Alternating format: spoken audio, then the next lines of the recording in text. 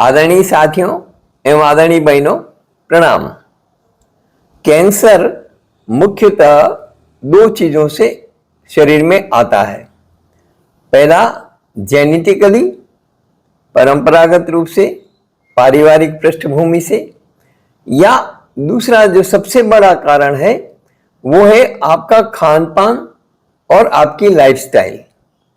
यदि खान पान में बहुत ज्यादा विकृतियां होगी, आपकी लाइफस्टाइल खराब होगी, तब भी आपको कैंसर हो सकता है। यदि आप टाइट कपड़े पहनेंगे, ब्लड फ्लो रुकेगा, लिम्फ नोड बनेंगे, बहुत सारी चीजें हो जाती है उसमें। और खान पान में बहुत ज्यादा स्पाइसी, तला गला, फ्राइड चीजें, और जो आजकल फास्ट फूड, जंक फूड के माध्यम से जो आपको परोसा जा रहा है, वो कैंसर का एक बहुत बड़ा कारण है।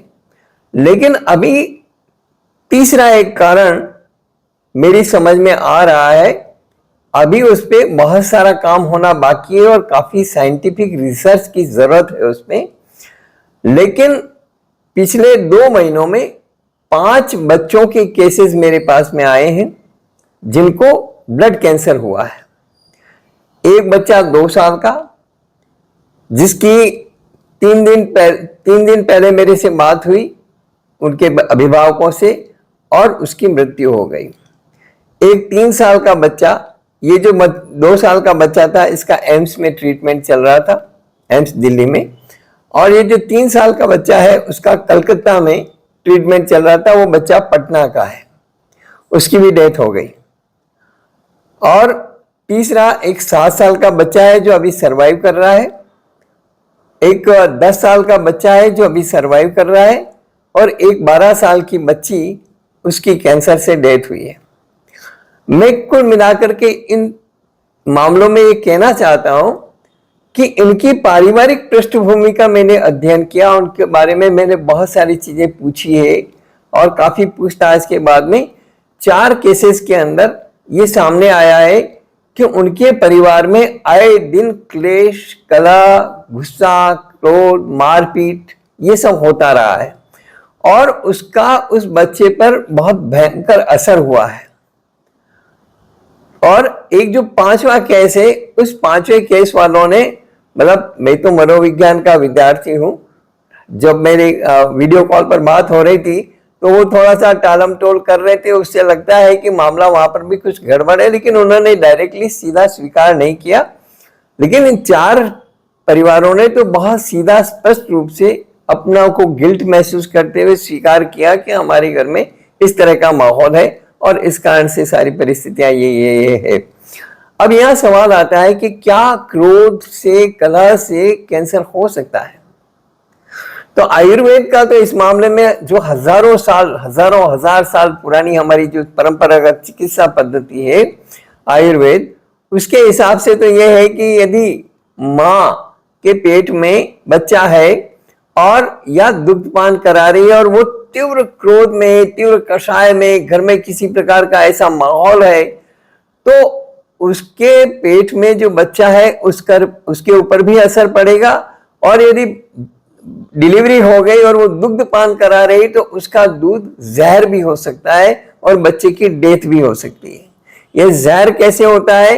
क्योंकि उसमें बहुत सारे हार्मोन रिलीज होते हैं बच्चे के और माँ के, तो बहुत सारे हार्मोन रिलीज होते हैं, बहुत सारे केमिकल रिलीज होते हैं, और वो सारा तहस नहस हो जाता है। सारा इंटरनल जो उनका सारा रासायनिक क्रिया है वो सारी डिस्टर्ब हो जाती है। उसके कारण वो कैंसर में भी कन्वर्ट हो सकता है, या वो पॉइजन में कन्वर्ट होकर के उसकी डेथ हो सकती है।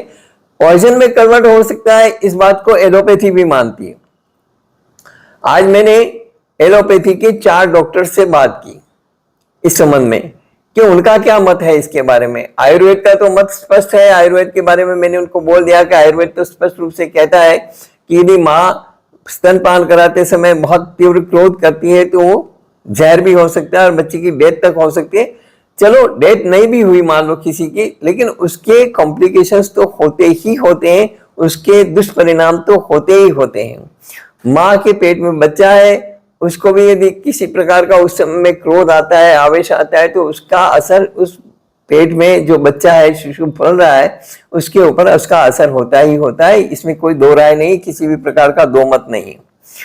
एलोपैथी में भी नहीं है, आयुर्वेद में भी नहीं है। बस आयुर्वेद का इतना ही कहना है कि भाई बच्चे की डेथ तक हो सकती है, और बहुत स्पष्ट रूप से कहा है। कई ग्रंथों में मैंने टटोल लिया, कई आयुर्वेदाचार्यों से मैंने बात कर ली, लेकिन आज जो मैंने बात की है, सबसे पहले मैंने मेरे जो एक मित्र हैं, बहुत सीनियर डॉक्टर हैं, 25 साल उन्होंने राजस्थान हॉस्पिटल में शिशु एवं बाल रोग विशेषज्ञ के रूप में अपनी सेवाएं दी, राजस्थान हॉस्पिटल अहमदाबाद में। और अभी वर्तमान में उनके दो बड़े बड़े हॉस्पिटल हैं, परिजात हॉस्पिटल, एक रिलीफ रोड पर है और दूसरा पालड़ी में है, अहमदाबाद में। तो उनसे मैंने बात की, बहुत अच्छे से खुल करके उनसे मेरी बात हुई। वो मेरे बहुत अजीज हैं। तो उन्होंने मुझे कहा कि ये तो तय है कि क्रोध से बहुत सारे हार्मोन और बहुत सारे केमिकल रिलीज होते हैं, लेकिन ये पता करना, और ये एक रिसर्च का विषय है कि वो कौन से केमिकल रिलीज होते हैं, और जो कैंसर डिटेक्ट हुआ है ना, कि जो ब्लड कैंसर डिटेक्ट हुआ है, ल्यूकेमिया डिटेक्ट हुआ है, तो वो ल्यूकेमिया के पीछे कौन कौन से केमिकल कारण हैं, ये यदि थोड़ा सा रिसर्च का विषय है और ये रिसर्च की जाए तो इसमें बहुत सारी चीजों की फाइंडिंग्स आ सकती है। अदरवाइज उन्होंने कहा कि संभावनाएं पूरी है, इस बात को नकारा नहीं जा सकता, इस बात को इनकार नहीं किया जा सकता कि कैंसर भी हो सकता है। उसका एक कारण जो क्रोध और तीव्र क्रोध कषाय है, या इस तरह का कलह का माहौल है, मारपीट है और है, उसके कारण जो स्नायु तंत्र में बदलाव होता है, जो बॉडी में हार्मोनल चेंजेस होते हैं, जो केमिकल होते हैं, उनमें जो बिखराव होता है, उसके कारण कुछ भी हो सकता है। इस संभावना से इनकार नहीं किया जा सकता, लेकिन अभी तक मेडिकल साइंस में इस प्रकार की कोई थ्योरी सामने आई नहीं है, तो इसमें शोध की जरूरत है। दूसरी बात मैंने की, डॉक्टर लाखन पोसवाल जो उदयपुर में आरएनटी मेडिकल कॉलेज के प्रिंसिपल रहे हुए हैं और शिशु एवं बाल रोग विशेषज्ञ हैं, उनका ये स्पष्ट रूप से कहना था कि अभी तक हमने बहुत सारे मेडिकल रिसर्च किए हैं और काफी स्टडी किए हैं, लेकिन एलोपैथी में मेडिकल फील्ड में इस प्रकार की कोई रिसर्च या इस प्रकार का कुछ पढ़ने को नहीं मिला कि उससे कैंसर हो सकता है। लेकिन उन्होंने भी ये माना कि हाँ, इससे बहुत सारी बीमारियां हो सकती है, दूसरी बीमारियां हो सकती है, और यदि मां तीव्र क्रोध में है, कषाय में, या किसी प्रकार से डिप्रेशन में, अवसाद में, सिजोफ्रेनिया की शिकार है, उसको किसी भी प्रकार की दवाइयां चल रही, किसी प्रकार का मेडिकेशन चल रहा है, तो उसको जो है हम दुग्धपान के लिए मना करते हैं कि इसको बच्चों को फीड नहीं कराना चाहिए, दुग्धपान नहीं कराना चाहिए, नहीं तो बच्चे की कोई भी परिस्थिति दूसरी निर्मित हो सकती है। ये उनका अभिमत है।